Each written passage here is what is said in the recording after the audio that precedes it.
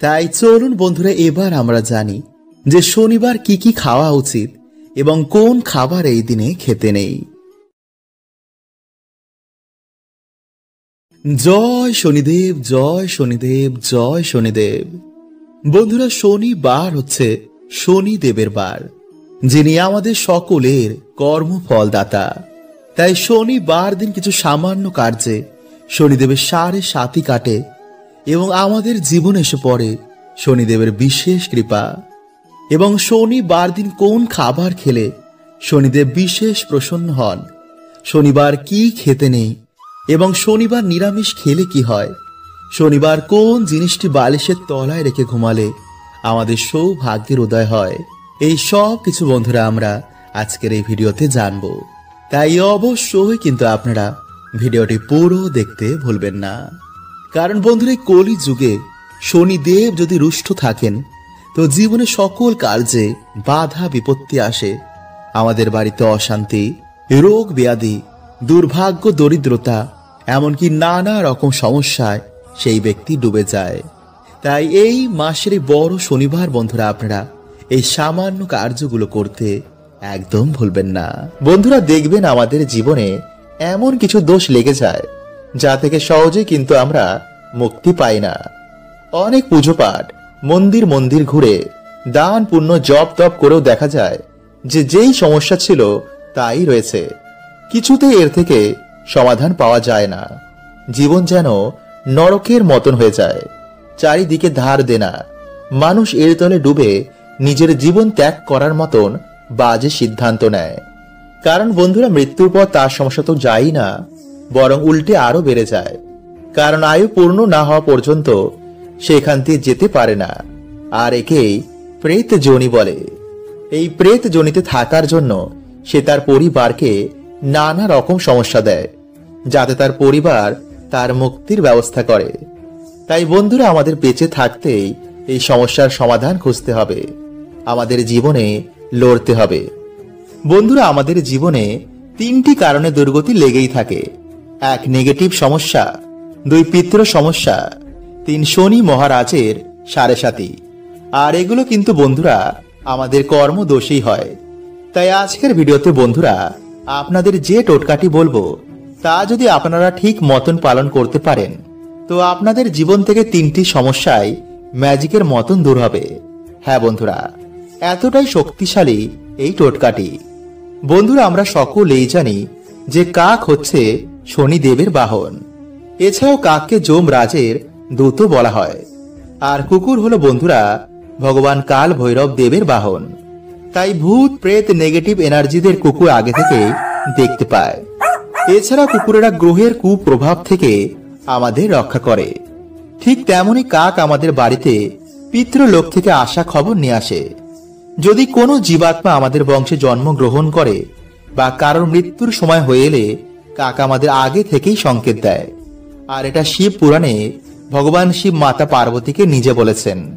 তাই আপনারা বন্ধুরা ভালো করে মন দিয়ে প্রক্রিয়াটি শুনুন। নাম্বার 1, যদি আপনারা আর্থিক সমস্যায় ভোগেন, যদি আপনারা আর্থিক উন্নতি করতে চান তো সবার প্রথমে বন্ধুরা আপনাদের ওপর থেকে নেগেটিভ এনার্জি সরাতে হবে। তাই সামান্য কিছু লবণ নিজের হাতে নিয়ে নিজের মাথার ওপর থেকে 7 বার ঘোরান। তারপর সেই লবণ খাবারে মিশিয়ে কোনো কালো কুকুরকে 3 রাস্তার মোড়ে খেতে দিন। তারপর পিছনে ঘুরে না দেখে সোজা বাড়িতে এসে হাত পা ধুয়ে ঘরে ঢুকুন। এতে কিন্তু বন্ধুরা সে কুকুরের কোনো ক্ষতি হবে না, উল্টে সে নেগেটিভ এনার্জির নাশ হবে। কিছু দিনের মধ্যেই আপনারা এর ফল পেতে শুরু করবেন। নাম্বার 2, কালো তিল। বন্ধুরা একইভাবে কালো তিল নিজের মাথায় 7 বার ঘুরিয়ে কাক দেখলেই ছুড়ে দিন। এতে আপনার বাড়ি থেকে নেগেটিভ এনার্জি কাক নিয়ে পিতৃলোকে চলে যাবে। আর মাথায় ঘোরানোর সময় বন্ধুরা অবশ্যই আপনাদের ইষ্টের মন্ত্র জপ করবেন। এতে কিন্তু বন্ধুরা খুব তাড়াতাড়ি কাজ হবে।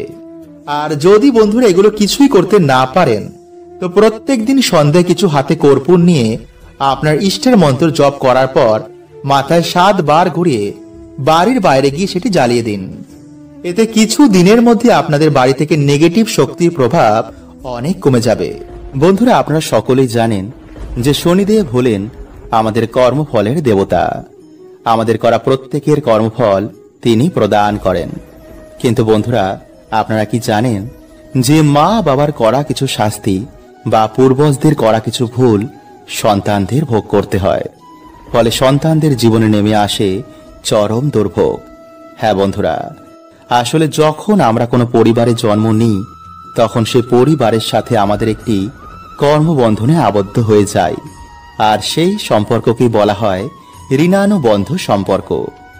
যেমন যখন কোনো ধনী বাড়িতে যখন কেউ জন্মগ্রহণ করে বা কোনো সেলিব্রিটির বাড়িতে জন্মগ্রহণ করে, তখন তারা তার ফল ভোগ করে, যেমন নাম, টাকা পয়সা বা প্রতিপত্তি। যেমন সচিন তেন্ডুলকরের বাড়িতে যে আত্মারা জন্মগ্রহণ করেছে তারা তার বাবার নাম, গুণ, যশ, সম্পত্তি সবকিছুই ভোগ করছে। আর এর কারণ হলো বন্ধুরা তাদের পূর্ব জন্মের কর্মের ফল, এবং শনিদেব তাদের ওপর খুবই প্রসন্ন। ফলে বন্ধুরা দেখবেন যে এমন বাড়ির মানুষেরা যাতেই হাত দেয় তাতেই যেন সবকিছু সোনা হয়ে যায়। আবার অপরদিকে এমনও বাড়ি রয়েছে যে সেই বাড়ির মানুষেরা যতই চেষ্টা করুক না কেন কিছুতেই সেই বাড়িতে বন্ধুরা উন্নতি হয় না। আর এর প্রধান কারণ হলো বন্ধুরা সেই বাড়িতে কোনো দোষ রয়েছে। তাই বন্ধুরা আজকের এই ভিডিওতে আমরা জানব সেই দোষগুলোর ব্যাপারে। তাই বন্ধুরা আপনারা অবশ্যই কিন্তু ভিডিওটি পুরো দেখতে ভুলবেন না। হতে পারে এই ভিডিওটি আপনার জীবনের সমস্ত সমস্যার সমাধান করে দেবে। এবং ভিডিওটি বন্ধুরা একটি লাইক করে কমেন্টে হর হর মহাদেব এবং জয় শ্রীকৃষ্ণ অবশ্যই লিখুন। নাম্বার 1, মানসিক পূর্ণ না করা। বন্ধুরা দেখবেন যে যখন আমরা কোনো বিপদে পড়ি তখন আমরা বিভিন্ন রকমের মানসিক করে ফেলি যে প্রভু আমি তোমার এই জিনিসটি দেব, বা এই মন্দিরে গিয়ে আমি তোমার পুজো দেব। কিন্তু যখনই বন্ধুরা আমরা ঠিক হয়ে যাই তখন আমরা ভুলেই যাই যে কি মানসিক করেছিলাম। আর এর ফল স্বরূপ বন্ধুরা যখন আমাদের মৃত্যু হয়ে যাবে তখন সেই ঋণ আমাদের ওপরে চেপে যায়। ফলে সেই ঋণ থেকে মুক্ত না হওয়া পর্যন্ত আমাদের আত্মা মুক্তি পায় না। ফলে সেই পরিবারে দেখা দেয় তখন বিভিন্ন রকমের সমস্যা। আর একেই বন্ধুরা বলা হয় পিতৃদোষ বা দেবতাদের দোষ। ফলে সেই মৃত ব্যক্তি বন্ধুরা তখন সেই বাড়িতে বিভিন্ন রকমের সংকেত দেয় যাতে আপনি তার মুক্তির ব্যবস্থা করেন। তাই বন্ধুরা এই মানসিক কিভাবে কাজ করে, কারা আপনার মানসিক পূর্ণ করায়, এই তথ্যটি যদি বন্ধুরা আপনারা শোনেন তো চমকে উঠবেন। তাই বন্ধুরা একটি নতুন ভিডিওতে আমি এই বিষয়ে আপনাদের জানিয়ে দেব। নাম্বার 2, বন্ধুরা যদি আমাদের কোনো পূর্বজ কাউকে ঠকায় যার ফলে তাদের পরিবারে অনেক বড় ক্ষতি হয়ে যায়, বা এমন কিছু করে ফেলে যাতে দেবতারা তাকে ক্ষমা করেন না, তো বন্ধুরা এমন ব্যক্তিও কিন্তু মুক্তি পায় না। আর এর ফল স্বরূপ পুরো বংশকে ভোগ করতে হয় পিতৃদোষের সমস্যা। বা যদি আমাদের বংশে কখনো কেউ অভিশাপ দেয় তো বন্ধুরা এর ফলও কিন্তু আমাদের পুরো পরিবারকে ভোগ করতে হতে পারে। আর এর ফল প্রদান করেন স্বয়ং শনিদেব। কিন্তু বন্ধুরা এই সব কিছু থেকে বেরানোর একমাত্র উপায় হচ্ছে দান, সৎ কর্ম এবং ঈশ্বরের ভক্তি। তাই যখন আমাদের ডাক ঈশ্বরের কাছে পৌঁছে যায় তখন আমরা এই সব কিছু থেকে, সব কর্মবন্ধন থেকে আমরা বেরিয়ে যাই। বা যদি কোনো পুণ্যবান আত্মা আমাদের বাড়িতে আগমন হয় তো বন্ধুরা এই দোষও কিন্তু তখন কেটে যায়। যেমন দেখবেন বাচ্চা হওয়ার পর বা বিবাহের পর কোনো কোনো মানুষের ভাগ্য হঠাৎ করেই পাল্টে যায়, তারা হঠাৎ করেই সৌভাগ্যশালী হয়ে যায়। বন্ধুরা আজকের এই ভিডিওতে আমি যে টোটকাগুলো আপনাদের জানাবো তার মধ্যে যে কোনো একটি টোটকা যদি আপনারা কালকের দিনে করতে পারেন তো বন্ধুরা দেখবেন আপনারা শনি মহারাজের কৃপায় আপনাদের জীবন থেকে সকল বাধা বিপত্তির কেমন নাশ হয়েছে।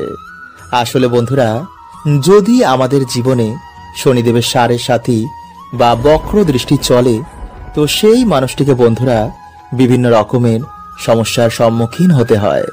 তাই বন্ধুরা আজকের এই ভিডিওতে আমরা জানবো যে সমস্যা থেকে আপনারা কিভাবে বাইরে বেরোবেন, এবং কোন লক্ষণগুলো দেখে আপনারা বুঝবেন যে আপনাদের ওপর শনিদেবের সাড়ে সাতি বা বক্র দৃষ্টি চলছে কিনা। তাই অবশ্যই কিন্তু বন্ধুরা ভিডিওটি পুরো দেখতে একদমই ভুলবেন না।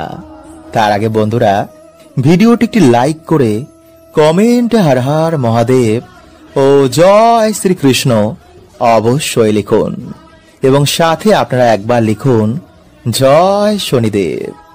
নাম্বার 1, বন্ধুরা কর্মজীবনে আপনি বারে বারে কঠিন পরিস্থিতির শিকার হচ্ছেন।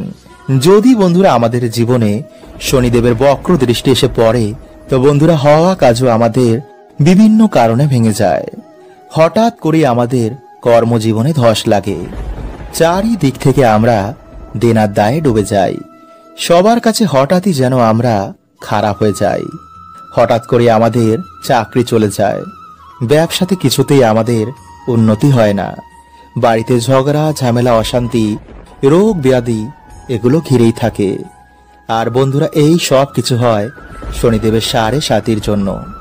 নাম্বার 2, ধীরে ধীরে আমাদের শরীর থেকে আকর্ষণ মানে উজ্জ্বলতা কমে যাচ্ছে। মানে বন্ধুরা এখানে কিন্তু আমি কোনো কালো বা ফর্সার কথা বলছি না। দেখবেন বন্ধুরা যার উপর দেব কৃপা হয় সে কালো হোক বা ফর্সা তাকে দেখেই মানুষ তার কথায় আকর্ষিত হয়ে যায়, কিন্তু যার উপর দেব কৃপা থাকে না তার অরা ধীরে ধীরে কালো হয়ে যায়, ফলে তাকে দেখে মনে হয় বন্ধুরা সে যেন অসুস্থ। আর এগুলি বন্ধুরা আমাদের কিছু ভুলের জন্য হয়, যা আমি একটি আলাদা ভিডিওতে আপনাদের জানিয়ে দেব। তাই চলুন বন্ধুরা এবার আমরা জেনে নিই যে সমস্যা থেকে আপনারা কিভাবে বেরোবেন।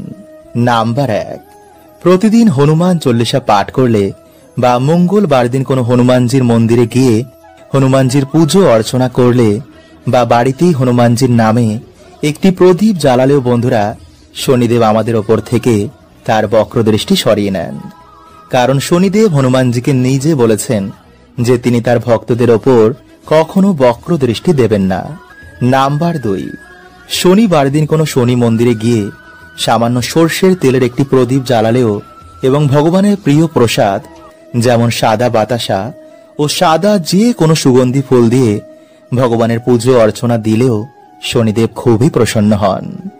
নাম্বার 3, গরু কুকুর ও কাককে যদি আমরা তিল মিশ্রিত খাবার খাওয়াই তো শনিদেব বন্ধুরা এতেও কিন্তু খুবই প্রসন্ন হন। বন্ধুরা আজ রাতে আপনারা কিছুটা কালো তিল, 9টি অরহরের ডাল এবং 9টি লবঙ্গ কালো কাপড়ে বেঁধে আপনাদের মাথার ওপর থেকে অ্যান্টি ক্লকওয়াইজ 7 বার ঘোরাবেন এবং ঘোরানোর সময় বন্ধুরা ওম শাম শনিশ্বরায় নমঃ এই মন্ত্র আপনারা 7 বার পাঠ করবেন এবং তারপর সেই জিনিসটি আপনারা আপনাদের বালিশের তলায় রেখে রাতে ঘুমাবেন এবং পরের দিন আপনারা বাড়ির আশেপাশে যে কোনো একটি অশ্বত্থ গাছের তলায় এগুলি রেখে আসবেন এবং অশ্বত্থ গাছকে আপনারা আপনাদের মনের বাসনা এবং যে দুঃখ দরিদ্রতায় আপনারা আছেন তা অশ্বত্থ গাছকে বলবেন। দেখবেন বন্ধুরা সেই রাতেই হয়তো আপনাদের স্বপ্নে শনি মহারাজ আসবেন।